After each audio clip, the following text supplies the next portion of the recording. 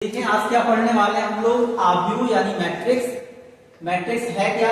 ये m और n संख्याओं के समुच्चय को आयताकार रूप में इस प्रकार रखा जाए कि m क्या हो पंक्तियां यानी रो और n क्या हो स्तंभ यानी कॉलम।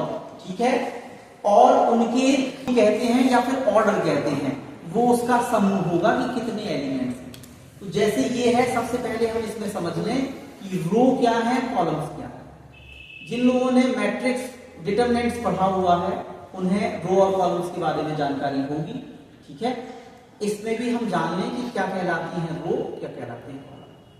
तो रो है आपकी जो क्षैतिज लाइनें हैं, हॉरिजॉन्टल लाइनें हैं, जो क्षैतिज लाइनें हैं ऐसी लेटी हुई, ये क्या कहलाएंगी रो। तो जैसे ये 2 1 7 लिखा हुआ है, ये आपकी पहली रो। फिर 3 6 4 लिखा हुआ है, ये भी आपकी दूसरी रो है। तो इन दोनों को हम रो कहते हैं क्योंकि ये क्षैतिज लिखी हुई है। अब कॉलम्स क्या कहलाते हैं? कॉलम्स खड़े कहलाते हैं। जैसे पहले भी हमने बताया कि घरों में हम लोग कॉलम बनते हैं, और कॉलम कैसे बनते हैं? खड़े बनते हैं। तो खड़ी लाइनें क्या कहलाएंगी? ऊर्ध्वाधर लाइनें क्या कहलाएंगी? वर्टिकल लाइनें क्या कहलाएंगी? आपके कॉलम्स कहलाएंगे, स्तंभ कहलाएंगे। ठीक है, कॉलम्स को हम सी से दिखाएंगे और रो को हम आर से दिखाएंगे। तो ये आपका 2 3 लिखा हुआ है, ये आपका क्या है? पहली कॉलम है। 1 6 लिखा हुआ है, ये दूसरा कॉलम है। 7 4 लिखा हुआ है, ये तीसरा कॉलम है। और इन्हीं के अरेंजमेंट को हम क्या करेंगे? हमें लिखना कैसे, ऑर्डर कैसे लिखना है? ABCD में आर बाद में आता है लेकिन हमें लिखना पहले, और C for column, C ABCD में पहले आता है लेकिन लिखना बाद में। तो जो ऑर्डर लिखेंगे, कोटि लिखेंगे, वो RYC लिखेंगे। अब कुछ लोग कहते हैं ये सर वाई गुणे का निशान क्या है? हम लोग किसी भी रेक्टेंगुलर चीज को डिफाइन करते हैं, जैसे मान लो प्लॉट है तो हम कहते हैं 50 बाई 30 का प्लॉट है हमारा।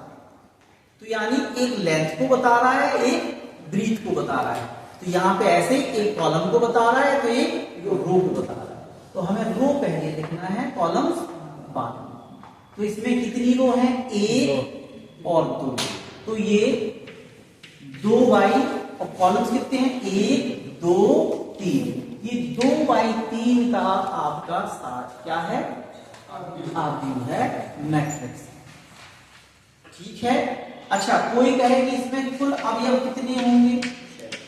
कुल अवयव तो आप गिन भी सकते हो या फिर इनका मल्टी कर दो, तो यहां से अवयवों की संख्या आती है। क्लियर हुआ?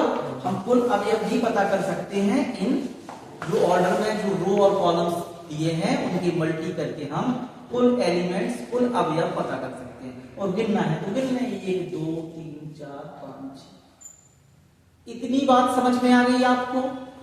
ठीक है ना, आपने डिफाइन पढ़ लिया। डिफाइन पढ़ने के बाद आपने ये कुछ उदाहरण दिए। ठीक है, तो ये जैसे 2 बाई 3 का है, तो ये कितनी बाई कितनी का है आप बताओ? 3 बाई 3। ये 3 बाई 3 का है। क्या इतने सही कहा? ठीक है ना। देखो इसमें 3 रो हैं, 1 2 और 3। 3 रो हैं और कॉलम्स भी कितने हैं? 1 2 और 3। ठीक है, आया समझ में? बैठ जाओ खुशी। 1 बाई 1 का है, इनने कहा 1 बाई 1 का है। चलो ठीक है, तुम बताओ रूपाली। 1 बाई 3 का है, तुम बताओ। 3 बाई 1 का है। क्यों? रो देखे ऐसे गिननी है, 1 2 3। तो कितनी रो हो गई? ये 3 रो है, और कॉलम्स तो अकेला ही।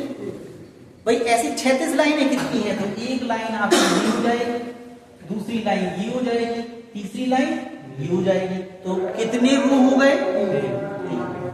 और कॉलम्स आपका एक रहेगा, ऐसा खड़ा एक ही है। तो ये 3 बाई 1 का है। ठीक है, 1 बाई 1 में तो एक ही एलिमेंट आएगा। हमने देखो यहां पे बताया है कि हम एलिमेंट भी निकाल सकते हैं।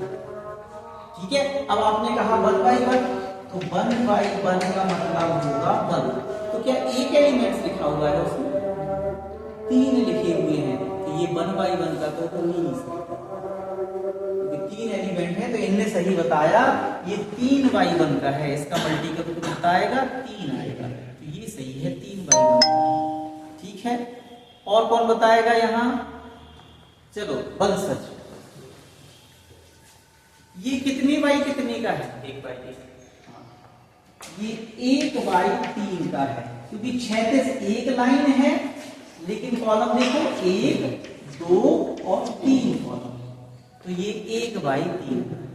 तो आपको कॉलम, रो और ऑर्डर यानी कोटी, 3 चीजें समझ में आ गई। और कैसा मिलेगा? हमने कहा ये रेक्टेंगुलर मिलेगा। ठीक है ना, डिटरमिनेंट यानी सारणिक आपको स्क्वायर में ही मिलता है, लेकिन ये रेक्टेंगुलर मिल सकता है, स्क्वायर वाला भी मिल सकता है। ठीक है ना, तो इसमें रो और कॉलम्स की संख्या अलग अलग भी हो सकती है, समान भी हो सकती है, लेकिन वहां पे डिटरमिनेंट्स में समान ही होती है। ठीक है,